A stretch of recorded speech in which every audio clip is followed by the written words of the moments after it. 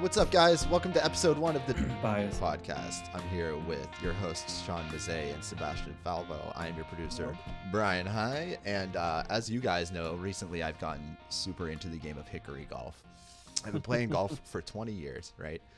And something about this, playing with hickory clubs, I fucking love it. I love the fixing of the hickory club. I love the refurbishing of the hickory club. And Mazzei, I know that you have played guitar for just as long as I've played golf, about 20 years or so, right?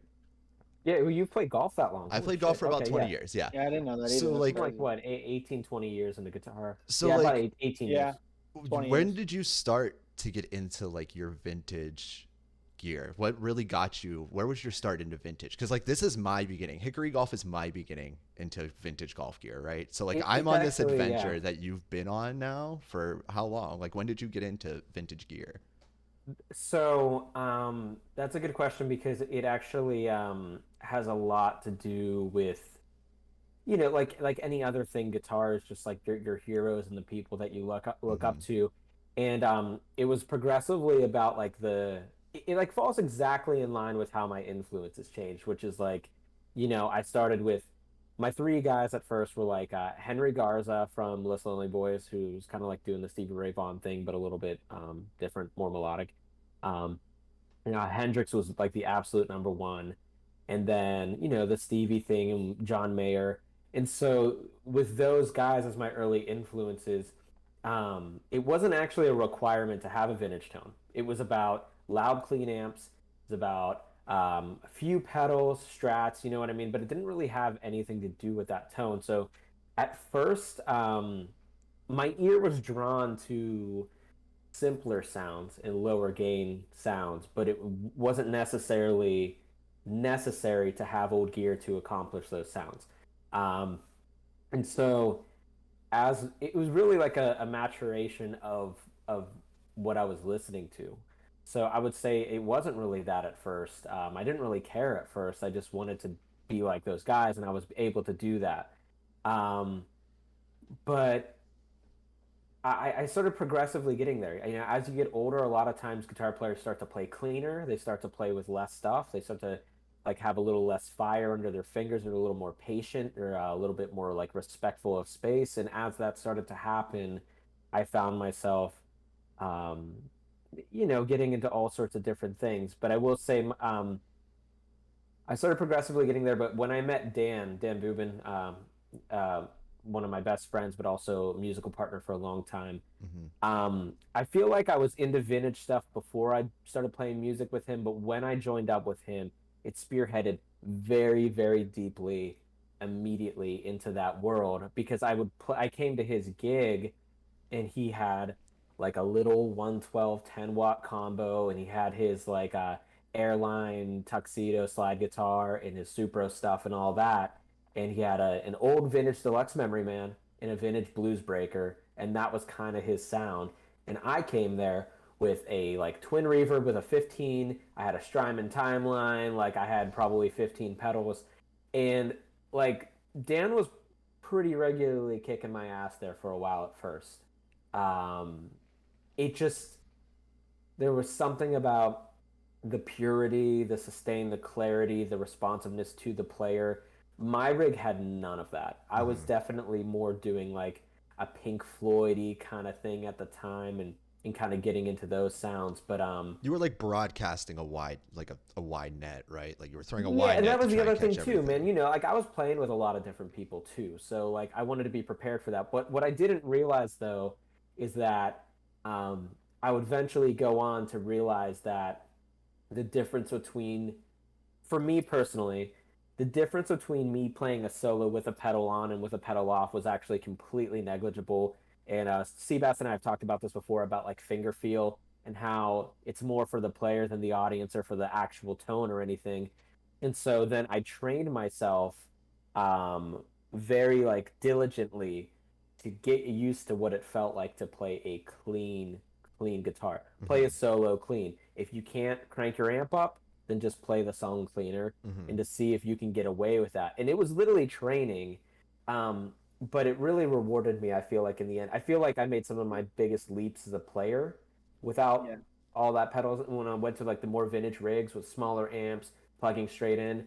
You can't really fake it when you do that shit. And Yeah. so, yeah, I think that's where Dan, I mean, I was into it before, but Dan got me really deeply into it.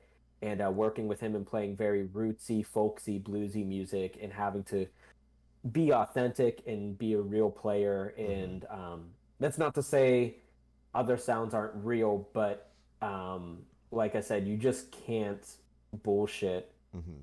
You got a Strat, you plug it right into like a Gibson GA40. You feel very vulnerable if you're used to like a super reverb and a slew of Yeah. pedals and stuff. And so, And you learned all yeah. that, like you learned all that throughout your music process, right? Like as a Mhm. musician, you just kind of worked through and kind of progressively learned all that stuff about gear. Seabass, you went to Berkeley. Why did you decide to go to Berkeley? And like, what do you see as a benefit to that compared to somebody like Shawn that just went through as a musician? The reason I went to Berkeley is because I had a lot of holes in my knowledge. So I taught myself from the time I was like 7 to the time I was like 15, on electric pretty much the whole time. Mm-hmm. And I'd gotten to a point where I was like, okay, I want to know what these things are that I'm figuring out and learning. I want to know how to not necessarily explain them to others. That comes later, but I want to learn how to see the guitar in a way that makes sense instead of just like this is just the way it is. Mm-hmm. This is just if you play this, you get this sound.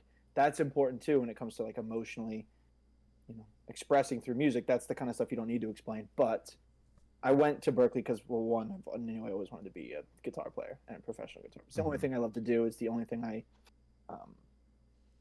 that ever grabbed my attention or kept my attention. Nobody loves the guitar more than Sebastian. I just want to throw that out there. I know a shit ton of guitar players. We think we love guitar.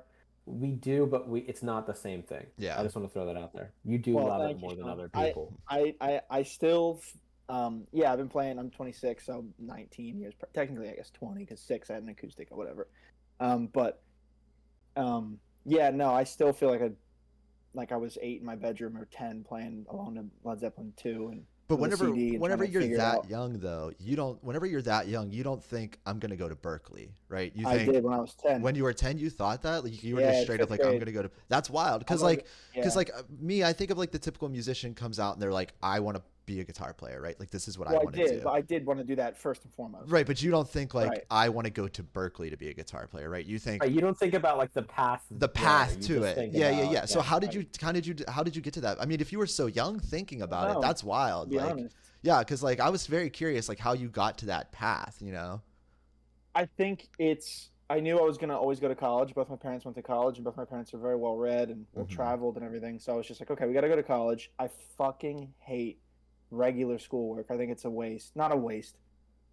It's not a waste because you don't go to school to learn those topics. You go to school how to learn. That's what they teach you. It's not necessarily those specific things, but it just I always wanted to go to a place that was surrounded by music and people that were a lot better than me and still are better than me. That's the reason to go to Berkeley. Obviously, there's many, but like you're forced to learn in the best way possible. Does that make sense? Yeah, totally. You can't fail. Most people fail out of Berkeley first semester. Yeah. Most people think it's going to be one thing and they get there and it is way harder and they bail because they think it's like rock sleepaway camp basically. So, like, I would think. Oh, sorry. I was gonna say like one of the draws for Berkeley is like I think, aside from the learning, two things I would think of is like the community and, dude, you told me about all of those people that would just like come in and like that dude from the Meters, the guitar player. I can't Leo something. And Julian Lodge, all these people. Kelly, yeah. I met Joe Walsh. Yeah, like all these people. Like it's like. It's more about the faculty. It's more about the faculty than it is about the people that visited. I met some really great people. I met Mike Stern. I've met all these crazy people. But it's more about like the faculty. You may not know their names. A few of them you might if you're in like the real guitar world, definitely. Like Tomo. But it's Tomo is whatever. But fucking Tim Miller. Tim Miller, if you guys don't know who that is, look him up. He's the only person Alan Holdsworth ever brought up in an interview that he liked, which is Tim Miller. He teaches at Berkeley. Tons of great guitar players, and I got to hear about all these. Like I met a teacher. he was like, I got to see Hendrix on my birthday in Boston. I was like, okay, that's great. And then he would tell stories and like he'd come to the guitar. That's where I first saw vintage guitars. Mm-hmm. The first time I had a teacher who his name's Kevin Bells. I don't know if you could even look him up, but he's plays in Boston and tours with Manfred Milligan, all these blues people. It's really cool stuff. Yeah. But the first time I saw a vintage guitar really in the flesh was, I guess, in technically the Dallas Guitar Show, but that's a whole other thing. This back in when I went, it was 96 grand for like a mint 60 burst, which is It's incredible. Which is a steal. It's incredible. I tell my dad now, It's actually like a steal now. I told my dad now, like whatever investments you have, that would have been a better one. I could have played it and then still sold it, which I would for have more, wanted to, but, yeah, for more. But like that was the first time a teacher brought in a 64 335 with block inlays and a Bigsby and the custom made thing and the freaking, and it was amazing. You plug that into we used to plug that into we plugged it into a hot rod and it just sounded like Crossroads by Cream. Just that recording, it's what that guitar did. The other one he has that matches doesn't sound anything like that. It sounded like BB King. It's real thin and like nasally. Yeah. Not ready to rock, and it's just fascinating. I mean, a 53 white Blackguard and fucking, it's just crazy things. So you come out of that's college. like. So I'm sorry, I didn't mean. That to cut wasn't you off. my vintage guitar thing was much later on in my playing career than Shawn's. I didn't really notice this stuff till I was 20, 21, and I'm only 26 now. Like this was. I didn't care. I didn't care. I just was like, oh, that's cool. And then you play one for the first time and you go, oh, It's different. Yeah. these things are not equal. Yeah. So you come out of. I had a out. dad who played though. And, Yeah, my dad was musical. That's why I have my musical taste that I have. He's loves music and was, really encouraging, him and my mom both. But my dad was like, here's Crosby, Stills and Nash, and here's Al Di Meola, and here's, this classical stuff, whatever it is. But anyway. So like my dad, he as a player was kind of hip to this stuff and would take me to shops too. So like it was no big deal to go to like Hank's Vintage Guitars in Pittsburgh, which is out in Robinson area, I think. And just walk in there and see a 55 Les Paul on the wall or see a 61 Strat. I mean, they don't have a big stock, but their stock is always cool. And my dad actually met Bonamassa there before. Crazy. It's around, but I had a dad who knew to seek it out, and so that was a thing. Even though my dad really isn't like a vintage nut, he still is kind of hip to it and understands it, and so I think that was the thing is, and I think the things with vintage guitars is, maybe this is like Hickory Clubs, when you play a vintage guitar, and people say like, oh, there's bad vintage guitars. It's like, well, even bad ones are still pretty fucking good. Hip. The second you hear it, instant vibe, instant nostalgia, and it just kind of ends conversations. Like we all like to like speculate over what really makes a tone good and like what components involve a tone, and then you can pick up, like a 335 that had a neck broken, and then somebody put like a fucking crazy trem on it or whatever, but there's something about the wood and there's something about the way those guitars were made that the second you play them, they just end the conversation. It's something really fun about Hickory Golf too, is like, that's kind of the same thing with the clubs, right? Like we find an old club and there's just a story behind it, like every club, every guitar has that story. But I think with Hickory Golf, I've kind of found my niche in golf, because I'm not that great of a golfer. I'm just an average golfer, but I found my niche. Mazzei, how did you come across your niche of building pedals? Because like we talked about before, you don't think about like, whenever you're young, you're like, I want to be a musician, but there's so many more paths in music that you can take. Like, how did you work your way into pedal building? Pedal and amp building, really. I've always been a tinkerer for as long as you've known me, especially, and even before that.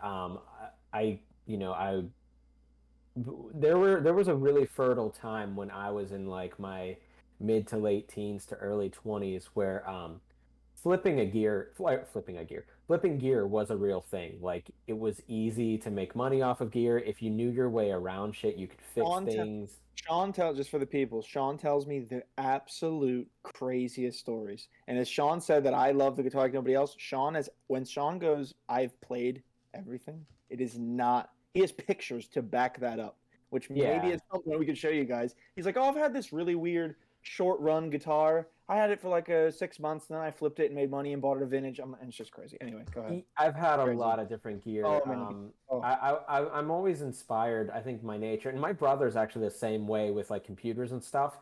He's very much a tinkerer. When he was a kid, he always used to take shit apart and rebuild it. I'm the same way, and I was always fascinated by sort of. And the thing is like it was never to be like, oh, I need to get this artist's like set of speakers to sound like them. It was always just like, I just need to know the difference. I have to know the absolute potential of this piece. And it was just something that like I didn't rely on that to gig with it, but it was just fun. Yeah, it And is. so there was a time where it was really fertile to flip gear all the time, and I was very close with a shop up in Pittsburgh where I can get really great deals on things, and so this leading into the pedal thing is like I just started building pedals and amps, not seriously about 2 years ago, more seriously within the last year. But I also have like 15 years straight of looking inside vintage amps and tinkering with my rigs and changing out pickups and trems and all this stuff on guitars, doing capacitor auditions. I have like 15 years of that. So I think what it was is, during the pandemic, or as that thing was sort of like coming to a head, we all had summers booked, we all had years filled out to the end, and then overnight we lost all the gigs and nobody was playing anymore, and that was overnight. My daughter was really, really young at the time and still is very young.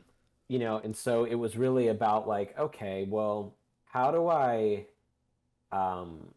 take all of this like sort of experience and knowledge that I've gained from the trial and error of being a gigging musician, somebody who worked in a music store, somebody who lived in music stores, and make it into something that's quantifiable, something tangible that you can hold in your hands. And that's kind of what I'm working on now. It's about, and it kept me home too. And I think most musicians will agree that to be a successful musician, it's really hard to just play music. It's music totally. plus one or two or three or four other things. Yeah, and to piggyback on that, we have friends, and a really good friend of ours. He pretty much just plays. Now that is amazing. He's playing for big audiences, and he's truly incredible at what he does. However, Shawn and I don't want to not be home all the time. Yeah, Shawn and I like can't. having a home life, and you can't. But like, also, you're the kind of person that does want to. He doesn't have time. He has time to tinker when he's not on the road. Yeah. But he has to leave the house to make money. Yeah. And that was like something that I decided that like, at the level that I'm currently at, right, with playing live, where I don't make as much as our friends and whatever, it doesn't matter. And that stuff never bothered me anyway. It's just like, I got to pay my dues. I haven't been gigging for as long as these two. I went to school. Those years I was in school, I did some gigging. I opened up for I did some cool things. We opened up for Boss Gags. That was really cool. Awesome. The band we played for 25 minutes and made a bunch of more money than I made at any other gig, and it was insane. I was like, oh, I could get used to this 25-minute set for $500. That'll work. And then when the real work kicks in, like, oh, we got bills. I don't want to have a day job. I was like, okay, at home, what else am I good at besides just playing guitar? Because playing guitar and doing what I do now, which is teaching, is a whole other thing. Yeah, you're really good at articulating. You're really good at articulating what you have, and you have a confidence about how you do it, which is like really important. And that's, I think, like you can tell where the Berkeley thing kicks in, where other players leave off, and where the Berkeley thing kicks in. And also, I said this before, but like, I'm not just here to like sort of like, but look, Sebastian, every time I talk to him, is playing a guitar. He is constantly playing, constantly exploring. Yeah. And so there's a certain confidence in articulation that comes with just, like, I've played so many, no offense, but like I've played so many more gigs than you. You've still had a guitar in your hand way longer than I have. Probably, you know what I mean? Like, you've probably still have way more hours on the instrument. Yeah. I mean, I've probably played in my life 250 gigs, maybe. Yeah. So like, and I play guitar that's 10 a year for the amount of time I've been playing, which is nothing. So You know what like, I mean? Maybe more than that, but maybe not. Probably. if you do teaching at home, right? Like you're a one-on-one It's more than teacher. that actually. It's more than 250. I lied. But go ahead. You're a one-on-one teacher at home, right? Yes. So as someone who went to Berkeley, what advantages do you see as a one-on-one teacher versus going to a school like Berkeley? Or vice versa? What do you see of like Berkeley over one-on-one teaching? Well, I'll start with the Berkeley over one-on-one teaching. At Berkeley, the best, I can't even tell you the amount of incredible musical moments that I was a part of. Now, it was like, you would go to class, do your regular college thing. You have classes pretty much every day. And sometimes the whole day, sometimes not, the way college goes. And then it'd be like, okay, we booked a rehearsal room for not rehearsing, for hanging out and playing, seeing where it goes. People who play horns, and sometimes people would bring double basses and just mic them up, and just the most experimental form of growth. That's why I don't have closed ears. I think that's a benefit that I have that other people don't. I got hip to actual jazz and actual funk and things like that, and was around and was forced in situations where I guess I forced myself to just be uncomfortable. And I think the benefit of Berkeley is that, the amount of musical memories and joy that I got from that is so high, and most people will never get to experience what real things feel like to be around. As in, people go play gigs and they think they know how to play a funk tune or whatever. They have no idea. And that's what I learned. I had no idea, and I still am working on it. Where you don't understand jazz, what it's like as a musician, even if you're not playing, to be in the room when people are actually swinging. They have this 30-year, 20-year depth of knowledge that are your peers. They're your age. And you're like, how can you have all this? And they do. But the benefit for one-on-one lessons is it's way more flexible, and it doesn't cost. Berkeley was not cheap. Berkeley was like $65,000 a year. So it's a lot cheap. I'm charging a lot less than teachers at school get paid. In fact, it's a little less than half. Berkeley faculty makes like $100 an hour, a little more than that. I charge $50 an hour. Okay. If you sign up for a month. If you do less than that, it's $65. It's not the point. That's the benefit of the private thing, is I know exactly what this person needs over time. You have private lessons. You tune your curriculum to. Yeah, but you do have private lessons at Berkeley. When you're performance major, which is what I chose to do, is you have a private lesson every single week for an hour the whole time you're there. Yeah. But the difference is there is still a curriculum that they have to teach you, because you have to pass exams, right? Yeah. And I had to go to exams with my guitar, which is the coolest thing ever, obviously, compared to a math exam or whatever. Right. I got to play a piece, and they're really strict. You had to read music, read charts, do exercises for them, do these things in time and all this stuff. We don't have to do that in my lessons. In fact, we don't. Only a couple students of mine actually want to go to Berkeley or go to a music school. So for the most part, it's figuring out what will make you better, even if you just play at home. What will make you more satisfied with your playing? That's what it really is. I can do that because I don't have a curriculum. I don't come in with a set, everyone has to do this, because everyone's not the same. I do what I didn't want in lessons. Yeah. I don't do the things I hated about lessons. Does that make sense? Yeah, totally. Yeah. If I was like, oh, this didn't help me and this person made me do this, I don't do that. Yeah, I don't want to do that. Did you I have things I think people should get better at. People suck at vibrato and bending, and Did you work on that. Meet any triple threats at Berkeley? The legendary Berkeley thing is the Berkeley dropout, right? I met Robin Ford. Okay. He's not a historical triple threat, but his voice isn't unbelievable or anything. But let's define the triple threat. Joe Walsh for the listener. The triple threat. Count? So what's the triple threat? You could sing, you could play, you could songwrite. Yeah, but it's at a high level. At a high level. Yeah, not just you can sing. Bob Dylan can sing. We're talking John Mayer level. We're talking John Mayer. We're talking Stevie Wonder. We're talking Aretha Franklin. We're talking people like that. Yeah. Michael Jackson. He didn't really. According to Quincy Jones, Michael Jackson had a big hand in producing he would sing the audio though. He would sing. That's a quadruple threat then, because I'm not talking about producing. Oh, okay. Jimmy Page then is a triple threat, even though he doesn't sing. Then, if you want to count producing, you know what I mean? Yeah, it gotta be singing. The traditional thing it's gotta be singing, writing, and playing. I'll throw a name in the hat. You named some of the most popular. For Mayer comes to mind immediately. Yeah. Mayer. But Joey Landreth, man, does it for me. And I actually think his singing is the best part about what he does, and he's one of the best guitar players on the planet. And by the way, I've met him before a few times. The nicest person, The nicest Yeah. person you will ever meet in your life. Super Yeah. sweet guy. His brother is really sweet too. But yeah, man, Joey, that dude can sing like an angel. He has a completely unique and identifiable guitar sound, and he's a great writer. I mean, there's not much more to be said. I mean, he Yeah. is like by definition a triple threat and of the highest caliber of those, I think. Yeah. I mean, I guess I don't even know. Aretha Franklin wrote songs, but maybe not like to the point of which we're talking. She is a triple threat, I guess. But like, so But she sings. What does she play? she plays piano live all the time. Oh, does she? Okay, On that Fillmore recording you and I both like, she's sitting down at the piano, she's playing those songs. Okay. playing the piano. Yeah, yeah.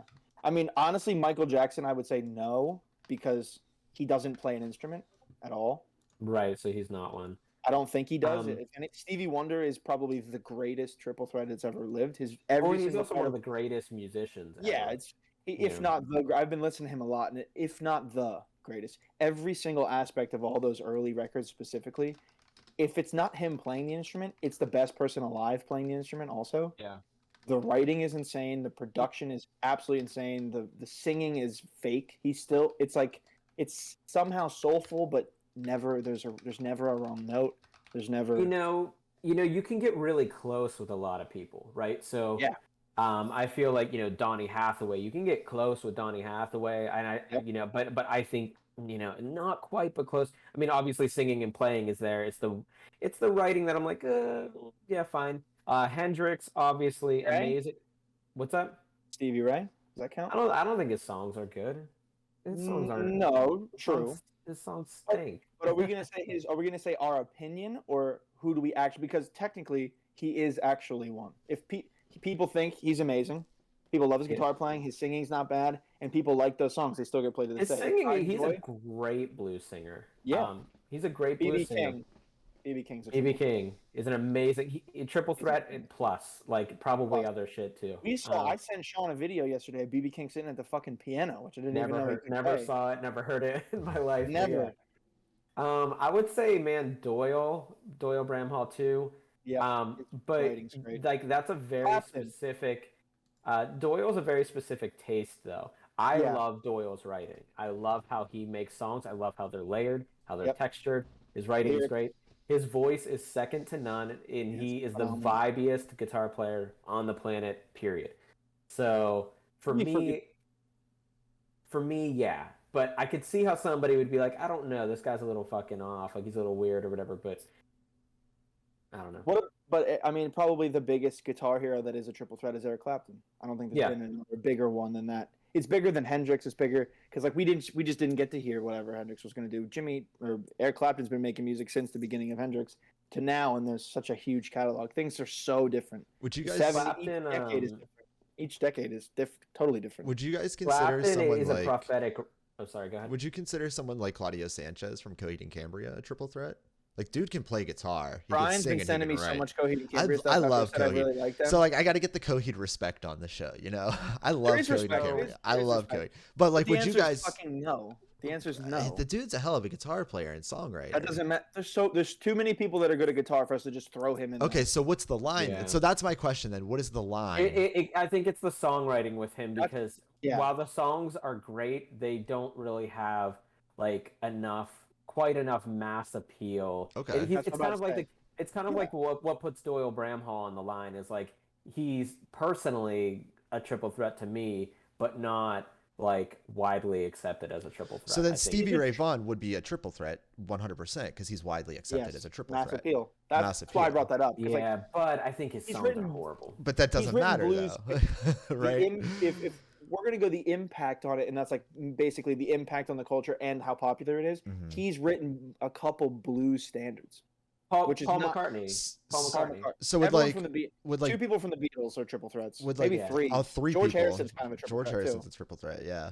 Would Ringo Well, is yeah, his solos George are great. Harrison is the better guitar player in the Beatles. No, you ever heard Paul play guitar? It's really upsetting. Okay, Paul Is he? McCartney's Paul the McCartney's best. one of the best. Paul McCartney and I Stevie think- Wonder for me are up here. They're Paul both the McCartney's same. first of all, Paul McCartney's not alive. It's Paul McCartney's backup. I don't know what the guy's actual Fine. name is, but he's not alive. Paul McCartney. But he Paul is McCartney, incredibly talented as a musician. He's unbelievable. So Paul, like, is probably he's definitely the best bassist, but he's probably also the best guitar player and drummer in the Beatles as well. Yeah. And piano player. He's probably the best piano player in the Beatles. By far, too. yeah, easily. yeah. And then like he's also is his voice the best? It's up there. It's the best. Lennon's is and great though, man. Lennon's is great. They're different. Lennon's They're is two great. different voices. George was literally doing like All Things Must Pass. That is like what every indie folk person tries to do now, and it's never as good. Let's like not that lie. album is George Harrison is so underrated as a musician. George Harrison's, but again, it's because he's competing with one of the most prolific song. The amount of songs Paul McCartney has written that are genuinely great is higher than probably any other person that's ever lived. Ever. It's combined. Like everything from Beatles. Everything from Beatles. Wings is unbelievable. There's so many good songs, and he's never like just rested on the laurels. But when you hear Paul McCartney, it is undoubtedly has a Beatles thread to it. When you hear John Lennon, you go, I want to slit my wrist now. It's not. So then it doesn't have mass appeal because it's not like making people feel good. It's all negative. Yeah. I love it. I love Lennon's solo shit, but I really, really, really like George's solo shit the best. Oh, I do too. I don't know why. I think McCartney's a better musician, and I agree with everything you said. He's a better writer too. So how many people... I don't know why. It's just like it's more of like a sonic footprint thing, right? Like you just like hear.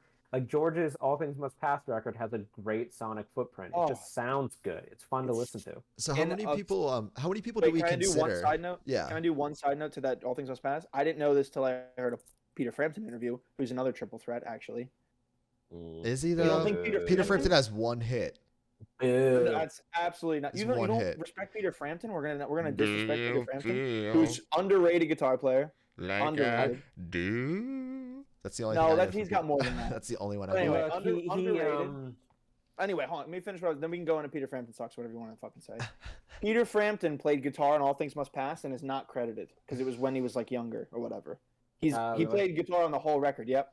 And he's on the liner notes. Is Peter Frampton the one that was in the plane wreck and they found his Les Paul years later? We talked about this. He wasn't in the plane. But they found his Les Paul. It was his gear went down, and they found his Les Paul in the ocean. The guitar was all fucked up, but it was just like they found it in the ocean. Anyway, so how many not the ocean? How many people do you guys think that we consider them to be like great songwriters, but the musicianship or the guitar playing is so good? Like these songwriters is still good or is good. Like how many people do we assume write great songs? But really, they're not. But a musician, just because the guitar playing or a musician in the band is that good. That's actually like an epidemic. Honestly, it's an epidemic. Like there's pretty much. Okay, so the entire '80s. So there's an entire 10 years of music. Okay. Let's not shit on the '80s. The whole '80s is bad song. Well, Wasp is a great band, bro. No, okay, so I like Dokken. Have you ever listened to Dokken? This is what I'm talking about. It's the cheesiest white bread shit ever. Guns N' Roses is awful. Guns N' Roses is a transition band. They're a late 80s to early 80s. 90s. It's still 80s. They're not late 80s. But they're a transition band. Like 87? they don't sound like Warrant. You know what I mean? Like they Motley Crue. I like again, here's my guitar player shit. I like Motley Crue. I like fucking AC/DC. But they're not good. Like if you have the ability to say something like "Kickstart My Heart," then you're not a good song. If you have the ability to say "Pour Some Sugar on Me," you're not like like if you can say that, you're not a good songwriter. Well, then here's the thing about that. Then are we saying good songs are only going to move us emotionally in an emotional? Because those songs are bigger than any other song we just mentioned. Bigger by far. Because Americans like to drink a lot. It's not just Americans. Well, right. So the world likes to consume alcohol a lot. But yeah, that's what that music is about. If we're gonna all act like you don't get drunk, and then if "Don't Stop Believing" comes on, we're not gonna. You're high. We're gonna sing it. I'm gonna sing it. I don't give a fuck. If I'm alone in the car, if Journey's good, Journey's written good songs. Journey's probably the best. Maybe the best. Well, Toto's probably the best of those bands. Toto. See, you can't say the 80s is it Dire Straits? Dire Straits is an 80s band. band. What are we talking about? Sure. So there's like three bands. There's like three bands in the 80s. Get your fucking Red Hots and get out of here. Yeah, where are they? Fuck. There's so many bands in the 80s. Dude, there's 80s bands. The band, like, what's that band? Out.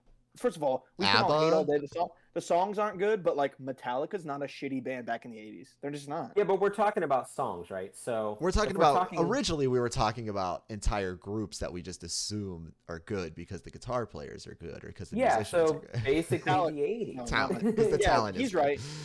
You know what I mean? So if we're talking about that, like, okay, so in the 80s, the guitar was a focal point of the music. It was a selling point of the music. And the more fantastical and annoying the guitar playing could be, like, the more it was marketed to be likable. Now, like, there are these incredible musicians in the 80s, mostly like the fucking session guys like Landau and Lukather and those guys are like next level musicians nobody will ever touch. I get that. But what I'm saying is the shit that people listen to, Pour Some Sugar on Me, fucking Cherry Pie, like that shit fucking sucks. And we think it's cool because it's fantastical and has pointy guitars and people fucking do the elephant noise with their Floyd and that's whatever. So cool, that shit bro. Sucks. It's so cool. It sucks. It's cool. It is cool. What about like you don't like the entertainment factor of it? Like ZZ Top spinning the guitars and shit, bro. I like sad music. I don't want to be happy listening to music. Thing. I want to listen to sad shit.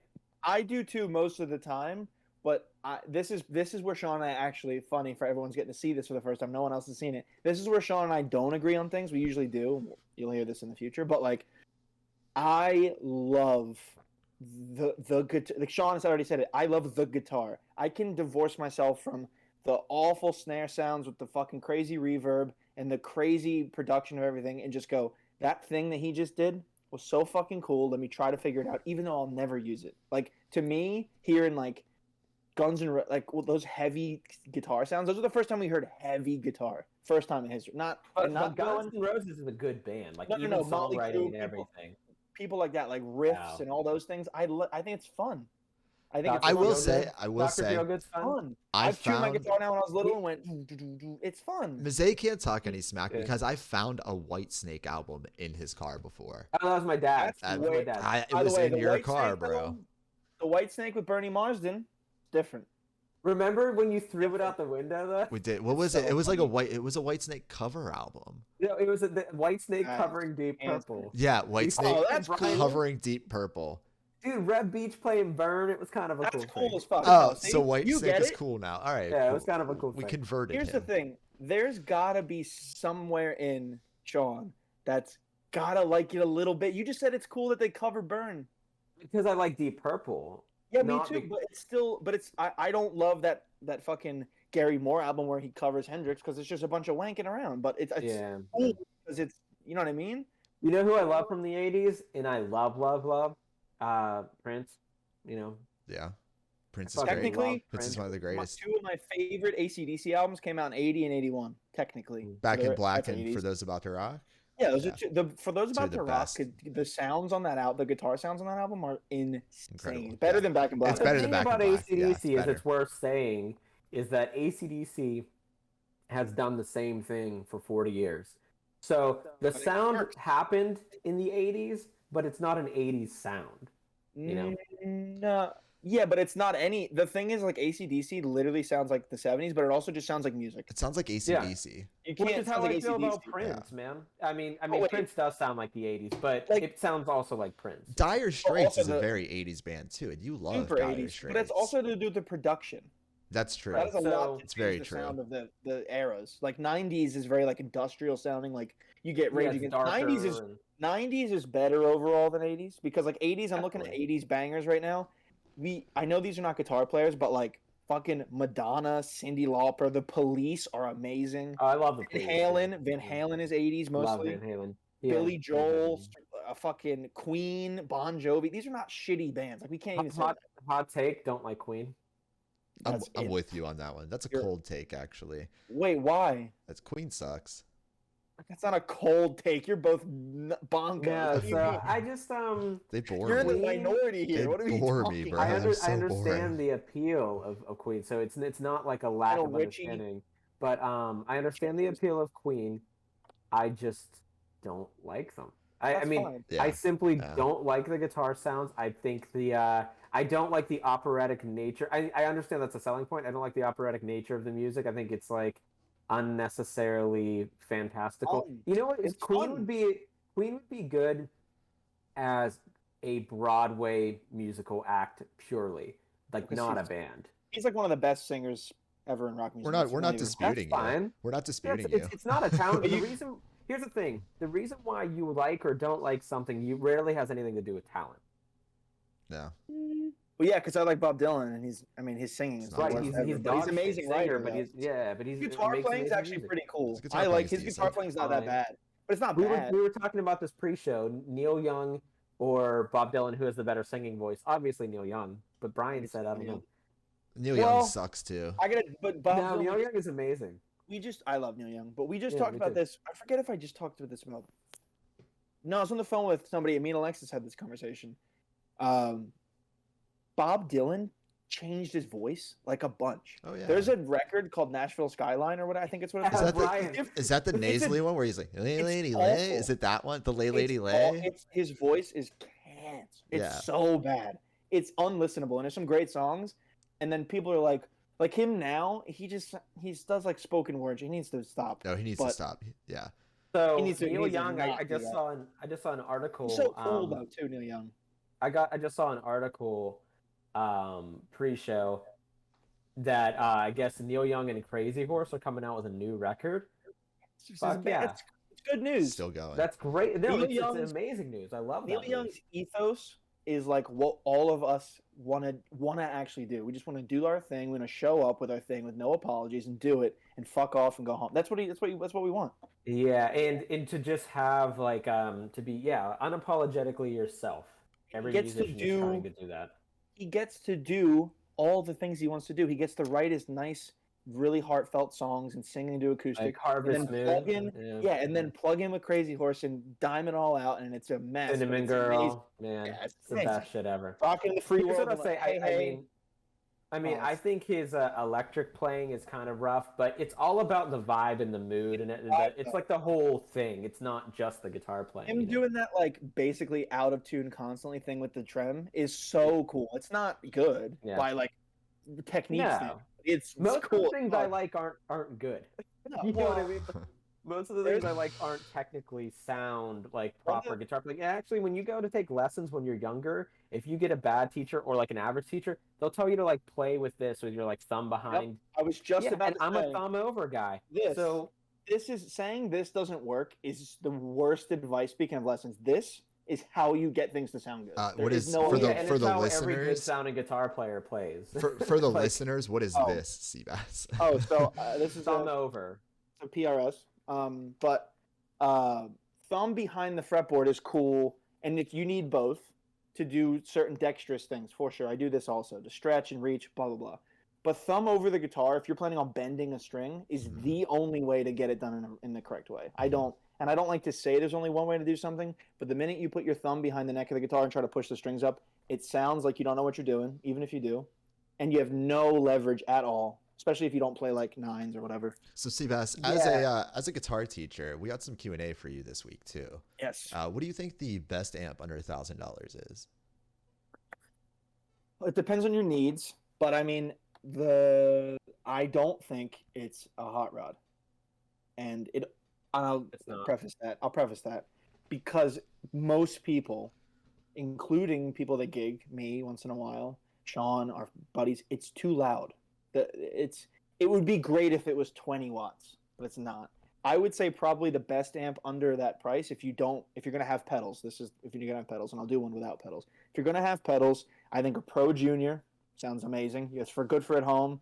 There's the new Vibro Champ, which Fender came out with. That's under 1,000, I believe. It's 5 watts. I use a 5-watt amp now and play gigs. It's really good for at home. You'll get some breakup if you want. But if you don't want to use pedals, to be honest, I would probably say something digital, something solid state. If you're not going to want to buy pedals and don't care, and you just want an amp that you can turn down, plug headphones into, there's a lot of options. I maybe like the Boss Katana is probably one of the best ones. I used to have one. Mm-hmm. The Roland Blues Cube, it's really good. Feels okay. Or to be honest, if you're not going to even fuck around with any of that, and you're never going to gig, get an interface and get Logic. That's well under 1,000. Get some monitors. Well under $1,000 and do that. But if you want an amp, I think a mini Fender amp, or like if you want to go used, it's a whole other topic. Mazzei, what But about like build quality wise? What do you think's the best under 1,000? Because you're a builder, right? Like So, you so dissect I this need shit. to know. I need to know if I'm allowed to pick used amps. that's what I was gonna say. Yeah, I was gonna leave used to Shawn because he probably knows better. Because like a Delta, what is it? Delta Blues, those are decent.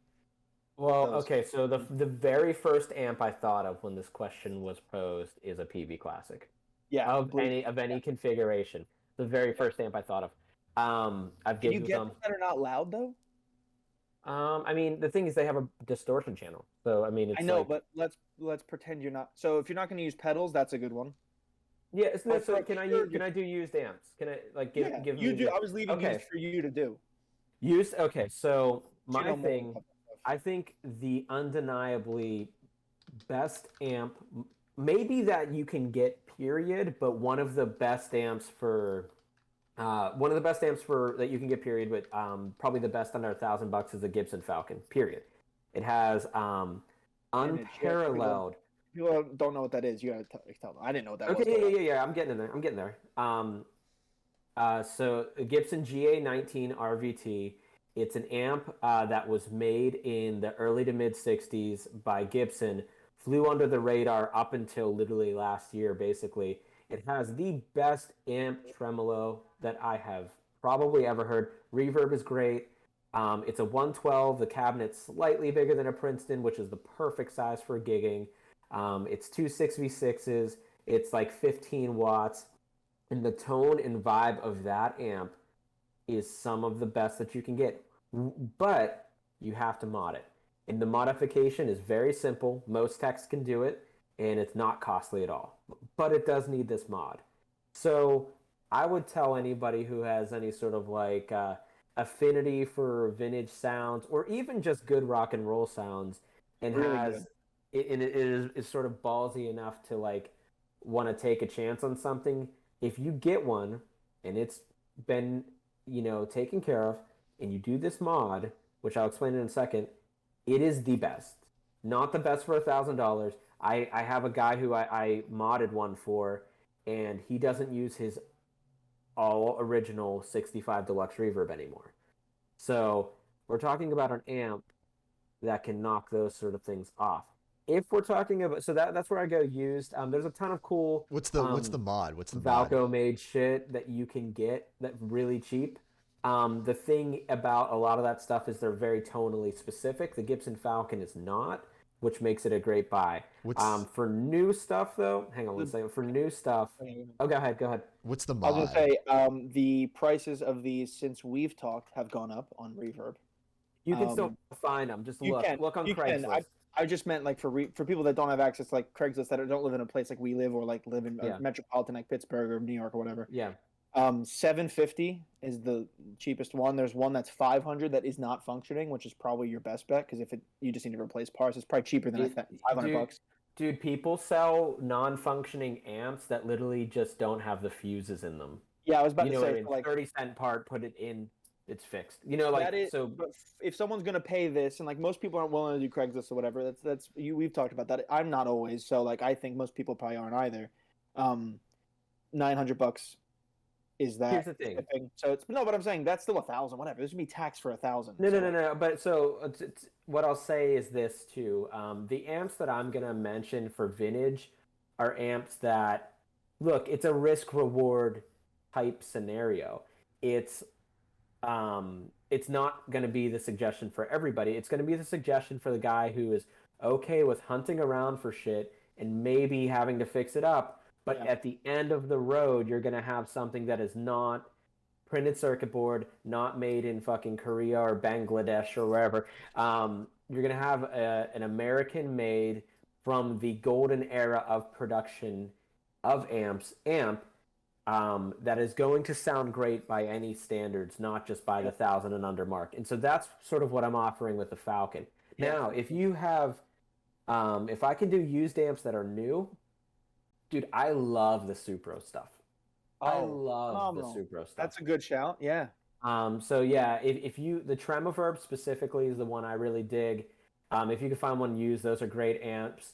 The thing about, from a builder's perspective, what I found interesting is the Fender stuff, man. The same parts that are in a Blues Junior are in the vintage reissues, and the printed circuit boards, um, the pots and the jacks are mounted to them, which spells disaster from a build perspective, and that's why techs make money off of Hot Rod DeVille's and Fender reissues. That's how guitar techs, not just because they're sold a lot, but because they come in a lot.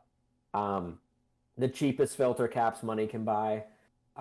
So the Fender stuff can sound good, but it's another thing to sound good for a very long time. Mm-hmm. So that's why I always offer, if you have a Falcon, you're already proving that this amp has been around for 60 years. So the idea of longevity is not a discussion. Yeah. It's more about just like shoring it up. What's the mod that you have to do to the Falcon? Okay. So you teased me with that. You've been teasing me with that for like 10 minutes, and I'm so curious. Yeah, I want to know what it is. He's told me, and I forget just because my brain doesn't function. It's two parts. I mean, and it's really other things, but it's two parts. So there's this little what they call like an RC network, like a little. It's basically the early days of integrated circuits. It's like this little like squarish, triangle-ish thing that is hooked onto the reverb pot, I believe. Okay. Inside, like a little square thing, and that is designed to filter out. It's basically designed to keep the amp clean. It's designed to filter out the sort of rattier or distorted signal. So this thing is just kind of like the water purifier of the amp, right? But we don't want that. It makes the amp quieter. It makes it more anemic. It loses harmonics. There's nothing about that cap that sounds good musically. In the 60s, when you were playing Beach Boys, like that was the shit. But now it's just not something we want. So you take that out, okay, and then you, just where it was, you just take the lead over and connect it. So that's bypassed. Then the second mod is there's a coupling cap right before that. In a coupling cap, basically, say if you have one gain stage here and another gain stage here, you can't just connect gain stages. They have to have a coupling cap in between.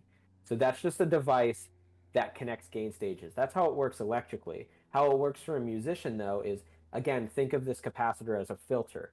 So this capacitor is saying, how much low end am I going to allow this amp to pass?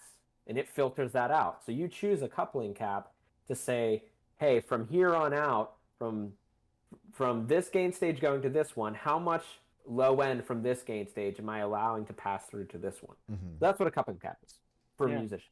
So it's to tune the low end, really. And preceding that little RC network that I spoke of earlier, it has a very, very small capacitor there, coupling cap. And that's going to just choke off your sound. It's only going to make it very, very bright, harsh, nasally. You need to increase that to a 0.01, probably. A 0.01 is what I do there. So basically what you're doing is just get rid of the shit that's making it clean, and then make the frequency band much wider, and you have an incredible amp. And it's suffice to say, too, that the more low end you have, I feel like the more obvious the tremolo is. So the tremolo will also sound better, in my opinion, once you have that low end back. Cool. Those are the two mods. It sounds complicated, probably over the head of a lot of people, but any tech could do it in 15 minutes. I kind of get what you're saying. Like, you're good at, that's another thing Sean's really good at, is explaining things in a way that's technical, but also makes sense to people that aren't. Yeah, I mean, it's you take this video or this podcast and take it to any tech, and if you have a Gibson Falcon, they can literally do it in 15 minutes. They'll fix it for you. Don't let them overcharge. It's yeah, that's another thing too. But or send it to me. I'll fucking do it. Mazzei will do it for you. So yeah, that's what you got to do. Cool. Anyway, Super stuff's cool. Fender stuff's not very reliable, but it can sound good. So I was about to say, also, if you're not willing to do any of that stuff, just give the other alternative. I did not realize you can buy Princeton still for under $1,000 that are used. I have one of those. I love my Princeton. Both the blackface, the silverface ones are actually going for less, and I prefer those if you're at home Me too. Yeah. The 68 I like a little better. 68 custom Love with my the tweed. Princeton. I don't think it has the tweed channel, but it just is a little bit nicer sounding. The speaker needs to be replaced, so even if you buy it, replace the speaker, you'll be still under 1,000 used. Yep. Any And a Princeton, honestly, like the Princeton's perfect because it's loud enough for most gigs, but Yeah. you're also not gonna get kicked out of any place. You can get breakup. No. Princeton's the best. Man. Yeah. It really is. Princeton- And honestly, I got a one. Falcon, the Falcon is kind of like the Gibson version of a Princeton, so that's It's a 10 probably inch, why right? I'm praising. Falcon? Falcon's a 12 though, so that's Oh, what is you get it? for a Falcon. Yeah. I like the 10. I've been liking So- the single 10. But the cabinet's bigger, like a deluxe Right. reverb. So That's it sick. and it's all pine. So that You goes want- into a deeper thing about Yeah, how I next don't time. always love the sound of birch baffles, and all pine cabinets sound amazing to me. They do a thing that you like that I like too. I had an orange with obviously it was like an 18 ply birch cabinet, and that's really good if you want rock. If you want Yeah, rock, they're fizzy though. shit. It's a little Yeah. fizzy. well, but the funny thing is like when you put an orange on top of any other cabinet besides the orange cab, it's way too fizzy, and you put it in the orange cabinet, it sounds good. And then They're I did it tuned with for it, you know. I did it with a Marshall. Every amp sounded good through the orange cab. Every like higher gain, like not higher gain, but not 60s Fender, sounded through the orange, and then like the orange sounded bad through everything else. But it was interesting. But anyway, Yeah, well, I think those cabs have really thick walls. I think Orange did a good job at tuning them. they sound good. And like there is such thing as tuning a cabinet. A lot of them look like wooden boxes, and for the most part, some of them are. But there is such a thing as tuning a cabinet. Third Power is a great company in Nashville. That's a great example of how you can tune a cabinet. Also, like Ampeg. Ampeg has a lot of amps that have cabinets that are kind of tuned. The way the ports work in the back, the thickness of the baffle, the wood, how you join the wood. Is it finger join, dovetail, like blah, blah, blah.